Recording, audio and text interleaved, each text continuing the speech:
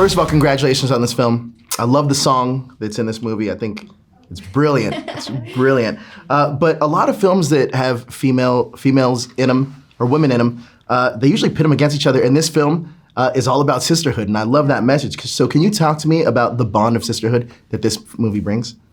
Yeah, I mean, I feel like that's real life. Like, my best friends, I'd freaking do anything for them. Yeah. And, you know, sometimes they last longer than boyfriends. And Totally. So I think that's present. And I think the women in the movie would do anything for each other. Yeah. Now, each one of the friends has strengths and weaknesses. Can you talk to me about each one of their skill sets? Or each one of your character skill sets?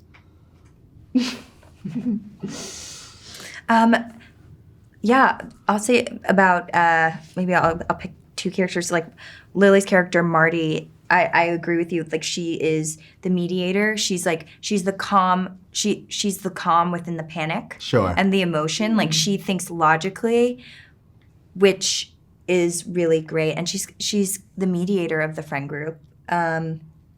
Say Chris, who's played by Elise Shannon, she is someone who is part of the fight and believes that it's her social responsibility and duty to make people aware of their of the wrongs in society and how it needs to be changed. And those are the two strengths I feel in those characters. I don't know if that's too much, but yeah.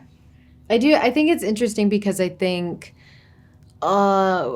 different women handle the same situation differently. Right. So I think our characters reflect that. And Riley, initially is scared, but she knows what she has to do.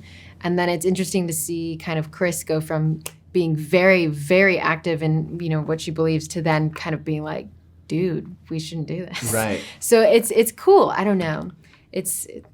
We're all different and complex, but and Jesse's just all very strong, I think. Absolutely, all very strong. Yeah. Now, there's another element of this film about women not being believed after an attack or trauma. Can you talk to me about how Sophia and April kind of really weaved that into being educational yet entertaining? It's a very fine line. Yeah, I think the scene between Imogen and the security guard that she goes is pretty funny because, he's spreading mayo. Sure. But it's like, it's true. I mean, I've been in scenarios where I've talked to people like that, and it's very frustrating.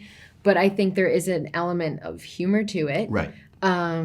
But it doesn't take anything away from how infuriating that could be if they're spreading mayo in front of you and you're, This movie is also ahead of the curve in the horror genre, especially with so much female empowerment in front of the camera, but also behind the camera. Yeah. So can you talk to me about Sophia and what she adds to the horror genre as the director in that seat, in that chair?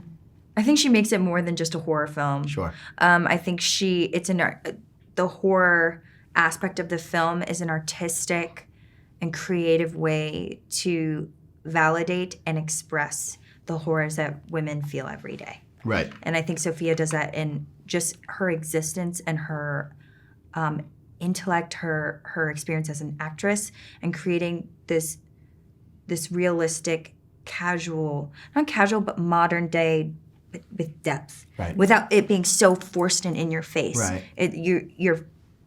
You're meant to think. Yeah. Which Absolutely. I love. 100%. Now, the horror genre at times can be used as a cautionary tale. What are you guys hoping the audience is going to kind of take away from this version of Black Christmas? I mean, I hope that women go to see it and feel seen or heard in some of their experiences that they might have felt in their own lives and feel a little bit stronger leaving. And hopefully, people can think before they act a little bit more. I really hope that. Now, out of the group of friends that are in this film, which one as yourselves do you most relate with? Or would you be your character? I feel like I relate to Riley. I think in real life I'm a little bit more fearful. But yeah, that's me. But she ends up being very strong in her vulnerability. So I'm getting there.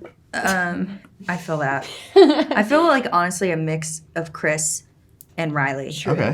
True. Just being a woman of color and seeing things from a perspective, being biracial with African American descent. I see things and how it's affected me and my family, and that's something.